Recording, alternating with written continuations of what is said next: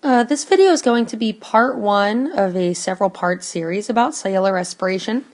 Before we get started, I just want to remind everybody that the equation for cellular respiration is going to be C6H12O6, which is going to be glucose,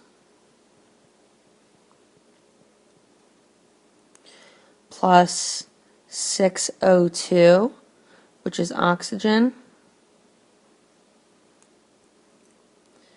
makes 6CO2, carbon dioxide,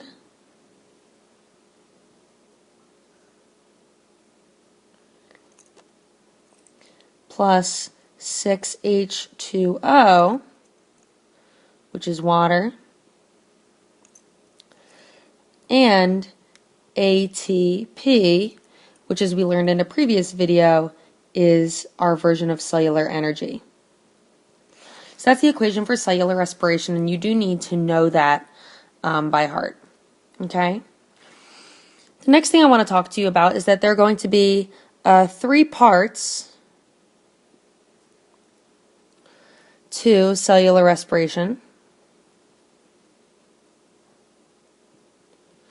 And that cellular respiration, for the most part, takes place in the mitochondria, which we learned in our organelle unit is considered the powerhouse of the cell. So if we were to draw a mitochondria, I just want to talk a little bit about its structure. Mitochondria is sort of an oval shape, and we know that it has 2 membranes, a outer membrane, which is sort of smoother, and then an inner membrane, which is highly folded. So we have an outer membrane,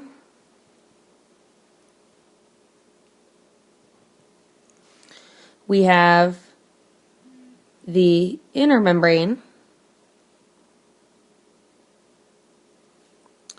okay. In the very center of the mitochondria is one of the most awesome biology words ever. It is the mitochondrial matrix. And between the outer membrane and the inner membrane, this space in here, is merely the intermembrane space. So those are all the parts to cellular respiration. And as I mentioned those are all the parts to the mitochondria, and I want to just talk about the parts of cellular respiration and where they take place.